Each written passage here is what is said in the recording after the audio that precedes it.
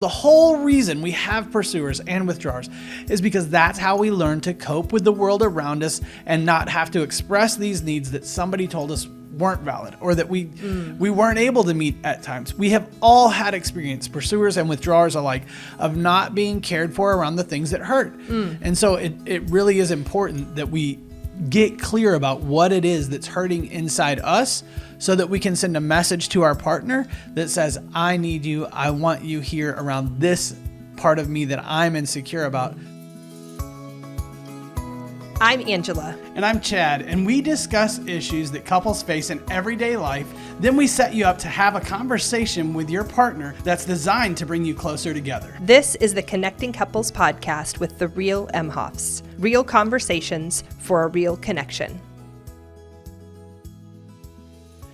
Here we are wrapping up the series. This is episode 10, where we're going to take a little bit of time and kind of try to put together all the pieces that we've laid out in the last 9 episodes and kind of say, how does this all fit? Why do we do some of the things we do? How can we kind of interrupt some of the cycles that we get stuck in?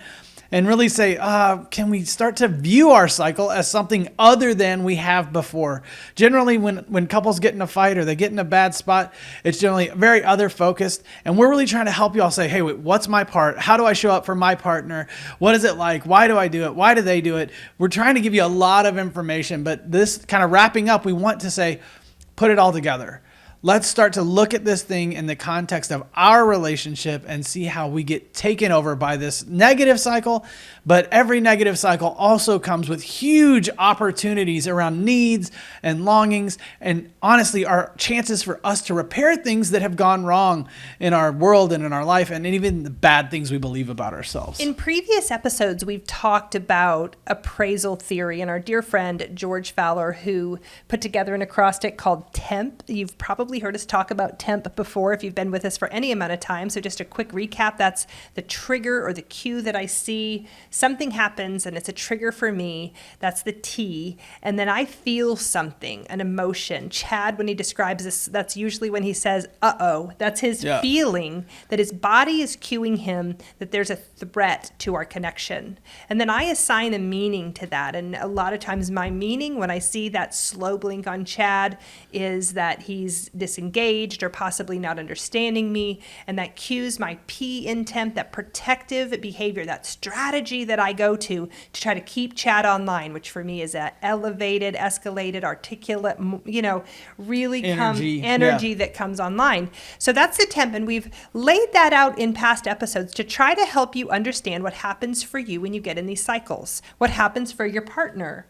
Really helping you guys see, and what we always want to do is unite a couple against their cycle, see that this thing hijacks both of you and get you in a different place where you're able to respond differently or have the conversation that talks about your own process. Yeah. But we haven't really spent any amount of time in that really almost below the emotion, which you've talked before about. You said something like, this is where it all sits on this. What do you call it? It all sits on. Well, I think our emotion, the driving factor with our emotion is actually that there is a fear, right? And there is a need associated with that fear. And so the reason that we begin with emotion is because it's saying, hey, there's a problem, right? When you come at me with that energy or you notice that thing, something in me goes, that uh-oh is really setting the reason it's the reason it's a problem, right? Is because I have had experiences where when I didn't get it right, when I messed up or failed, we've talked about failure some, then I was told I was not good, basically, that I'm bad. And for humans, that need to be accepted, the need to be loved, right, is so important, right? People talk about it in terms of a pack animal or other things, or we're created to connect, right? However you think of that, it is a huge driving factor in this part of our experience. It says, don't let this go on. It'll be bad. All steeped in attachment, that emotionally focused therapy, which is what all this is based on, what we're really pitching, is all based on our attachment. Not only this secure attachment between Chad and I that we're trying to build and help you guys build between your relationship, but also the attachment that we have felt in our past experiences, whether that was healthy, secure attachments or anxious attachments or avoidant attachments. It all kind of sits on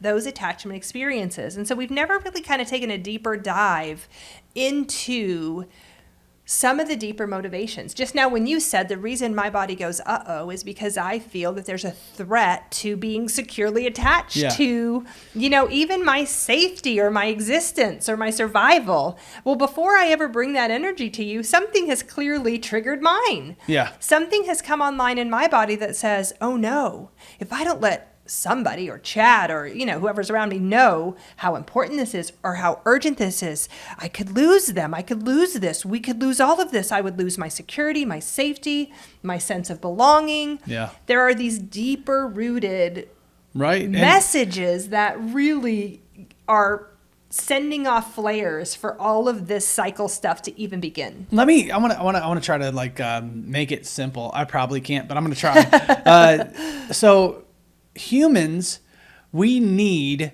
a responsive system. We need an environment that engages with us and tells us kind of how we're doing.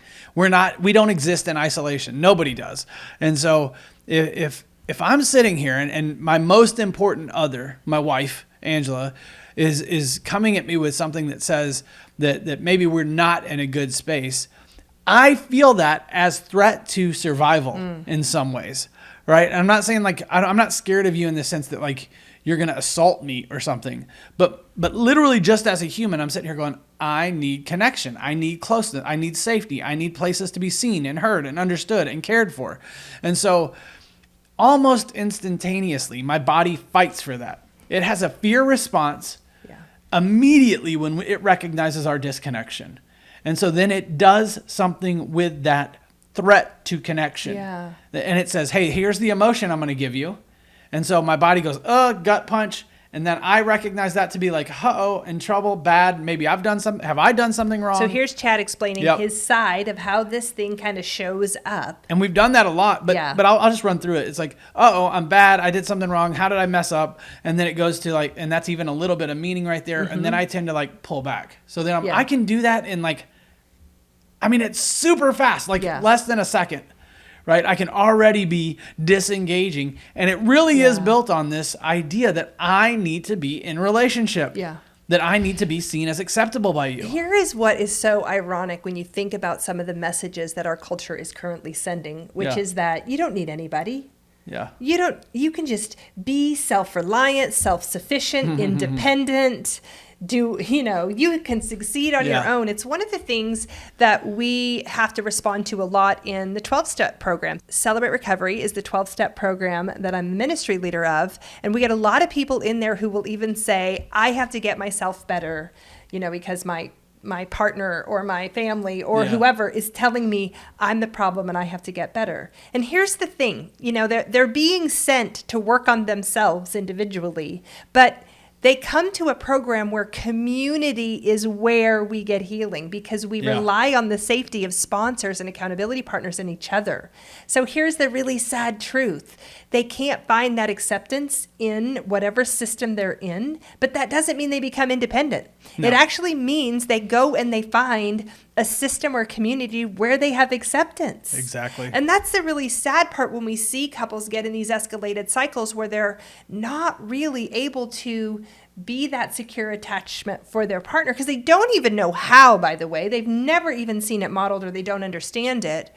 That it's just a really desperate and sad place to be for a really long time when you don't know how to come back to it and recognize we need our partners. We need each other. My body is designed to connect, to get feedback, to know I'm accepted, to know I'm loved, even in those hardest, most desperate places, especially in those hardest, most desperate places. Oh, yes. I would say exactly. I mean, I have to be able to express myself and believe that someone will catch me, right? That I can be accepted there.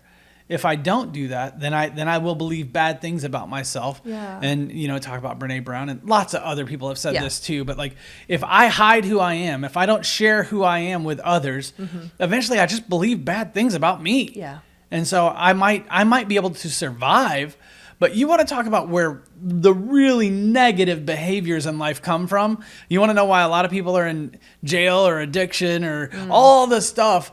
It's probably because they're trying to just not need.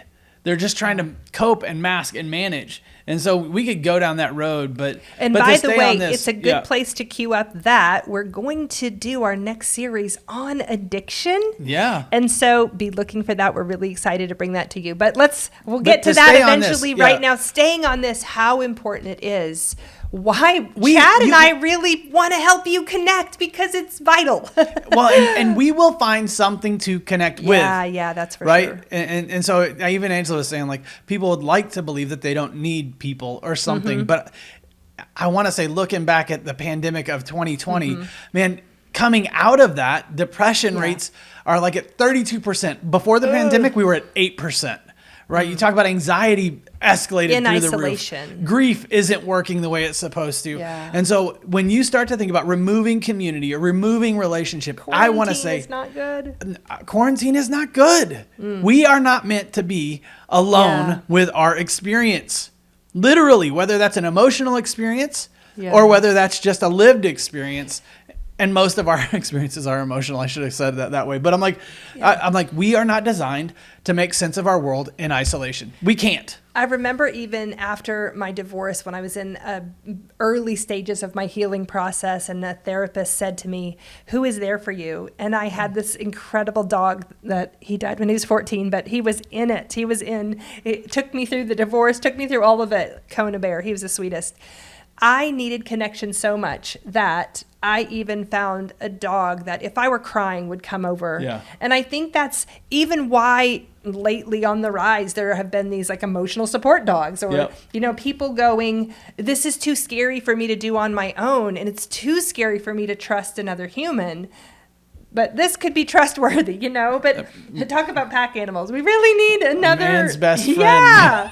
yeah. But I think about just how much internally we long for acceptance, for somebody to be present with us. We said this in the last episode that rarely, and this is a Brene Brown quote, rarely does a response meet the need. Presence, acceptance in that space is really where our souls start to connect.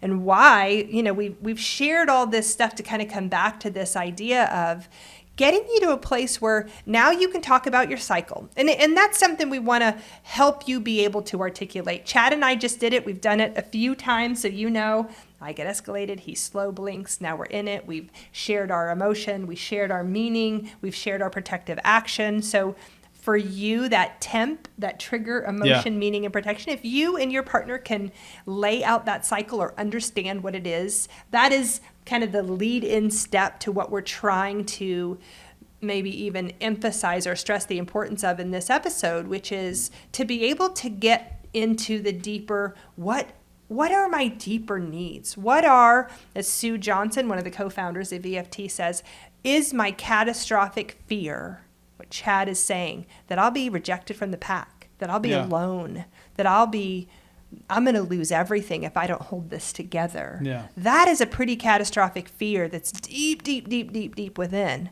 And if I can just touch that or acknowledge it and share it with Chad, I believe that at some point, I'm not going to be able to hold all this together anymore, and it's all going to fall apart, and you're probably going to recognize that it's my fault because I didn't do it, and you're going to leave, and I'm going to be left alone. So that's a part of it. And then to be able to say, and man, I don't want to be alone in that, and I'd love for you to, I don't know, help me. Assure me right here. that okay. I'm worth it in that space. Yeah. And I don't mean to make any light of that. I'm like, if you don't get that I am a human, or that you are a human who has needs, and that when I don't get responded to, or when I'm not seen or understood, that triggers something inside me, it makes the rest of this a little bit hard to hold, right? If you can't say, oh man, that it hurts when I'm alone, then it's really tough to say, well, then why do I do these things? Like the rest of the cycle doesn't make enough. It can make sense. You can see it happen, and everybody can do that, I think. And we couldn't start with this. So we had to scaffold down into this to be able to even acknowledge it. And so what I'm what I'm getting to though is this idea that says, if I have these needs and they trump everything else, right? Why do we couple? Because because lonely sucks. We don't want to be alone. Isolation sucks. Yeah. And so I have these needs that all this is built on. And so if I can start to go, okay, I'm going to try to let some of these needs out. I'm going to start to like pay attention to my own experience and let somebody into it. Man, I think that is the foundation and what so much of the research has said. It's where we come from. It is what this is all built on. Yeah. The reason we do these negative cycles, the whole reason we have pursuers and withdrawers is because that's how we learn to cope with the world around us and not have to express these needs that somebody told us weren't valid or that we weren't able to meet at times. We have all had experience, pursuers and withdrawers alike, of not being cared for around the things that hurt. And so it really is important that we get clear about what it is that's hurting inside us so that we can send a message to our partner that says, I need you. I want you here around this part of me that I'm insecure about. We don't like to say insecure in our culture, man, but we're all literally built in a way that says, I am not okay without someone seeing me, understanding me. Not to say that we're going to do it in some weird codependent way. That's not what I'm saying. And we'll cover that again in a future episode. But I'm like, this is really about like, can I let my partner in to my own experiences that tell me I am going to be left and that I need her to let me know that I am okay and that she loves me, even in my messiness or busyness or energy or whatever the thing is that it hits, whether it's a pursuer or a withdrawer, right? Instead of managing this relationship on our own. There is no amount of acceptance of myself that can help me feel secure. Yeah. There is no amount of success in my job or my performance that can give me the security that my securely related partner can give me. Yeah. When I feel secure in this relationship, it lets me know that if I fail at everything that I'm working so hard to succeed at, even if I don't, even when I don't love myself, that I find acceptance. That's what security is. Yeah. And that's what we're able to give to our partner in their place too. Here's why this is so hard, because everything teaches us not to bring that most terrifying catastrophic fear forward, not to bring our weakness, not to bring our inadequacy, not to bring our confusion, not to bring a system that might not work, but only bring one that is going to work, not to be all of the negative, things that we're taught that say, do not share this, because just like what Chad said, if we're left in that space, which we all have been, our experience has taught us not to bring this stuff forward because we might not have been responded well, that if we hold that back, then we never really feel securely connected. But when we can bring that forward and find acceptance and be met in that place or in that shame or in that fear, that's when we know, man, I might be afraid, but I'm not alone. Yeah. That's what we long for. That's what we hope for in relationship. Yeah, broken and loved. Yes, right? Like this idea that I'm messy, I'm hurt, and I'm not okay, but I am going to be accepted, right? Broken and loved. Yeah, that's good. That's I mean, but that's what we're asking for. Yeah. I mean, that's what we need, and literally, this is what's kind of weird about the human experience. If I am in isolation, I could be doing everything perfect and not know. Or if I am in isolation, I could be messing everything up and still not know. And our bodies, our brains, the way that they work, they won't let us just self-validate. We can't just imagine our way into healthy living. We have to go engage in life with others. Yeah. And as soon as we do that, there's threat. And so that's why that fear that shows up around our needs for acceptance and love and care, that's why it's so powerful. And that's why we feel what we feel in these moments of distress around our cycles. Yeah. So I think that's about as cleanly as we can put this thing together. If you have an escalated fight, the reason it's escalated is because everything in your body is saying, this matters a lot. It's even why, and Chad and I have both experienced this, and it sucks, but why divorce is so painful. Yeah. That failure that goes, oh gosh, wait a minute. Now I have this confirming message that says, if you get it wrong, you will be left. Yeah. Or you will have to leave or whatever.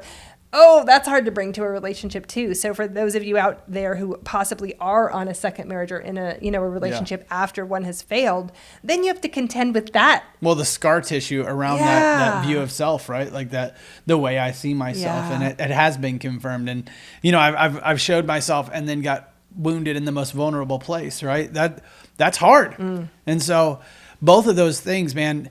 But I do think if you don't have a concept of the need for others in your life, which maybe we should say more about that, but in future episodes for sure. But like if we don't have that concept, then none of this really makes sense. And I want to say most people, I want to say it's 95% in the world, end up coupling or mating for life. I mean, lots of different cultures out there, married at some point in our cultural context.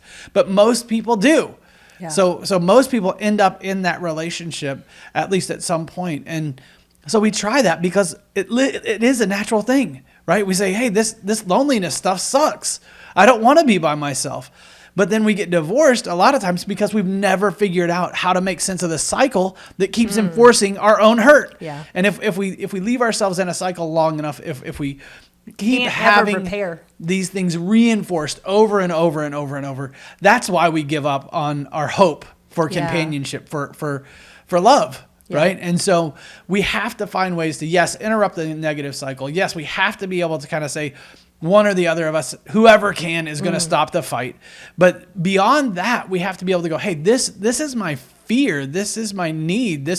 I see myself maybe in a way that is or isn't accurate. I don't know, but can you help me make sense of these things I feel and these hurts that I have inside me? And that is not a time to lie and say, yes, you're perfect and there's nothing that's too much about you and you're crazy. You're not crazy at all, or whatever. Or you don't ever mess up, Chad. You're the best. That's not what we need. We need somebody to be pretty accurate with us and say, yeah, you mess up, or sometimes you have a lot of energy, but I want to be with you. I like that energy. Or, hey, I like your willingness to try so hard, whatever the thing is. And that brings us to our connect point.